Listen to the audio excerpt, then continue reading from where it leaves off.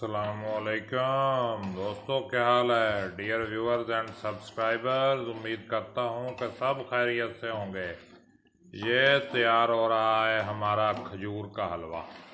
ये देखें जी, ये खजूर का हलवा तैयार हो रहा है और हम समझते हैं कि ये ऐसे ही बन जाता है।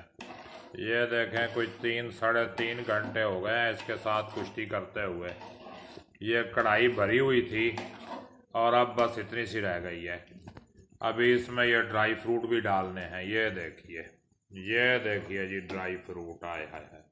पूरी ट्रे भरी हुई है ड्राई फ्रूट की, ये इसके अंदर डालनी है। और ये देखें, ये माशाल्लाह अब जो है तैयार होने पे आ गया है। ये देखें, बस अब पानी और घी इसने मिक्स कर दिया है। बस पानी खुश्क हो जाए और घी छोड़ दे तो बस कमाल हो जाएगा, अल्लाह खैर करे। ये देखिए, मज़े। और ये देसी घी का डब्बा, ये दिखाऊं मैं आपको, अगर आप देख सकें तो। ये देखें जी, देसी घी का डब्बा ये खुल गया। ये देखिए, इसमें देसी घी, बेहतरीन किस्म का देसी घी अंदर मौजूद है जो इसमें डाला जाता है। ये देखें, इसका पानी खुश्क होने वाला है।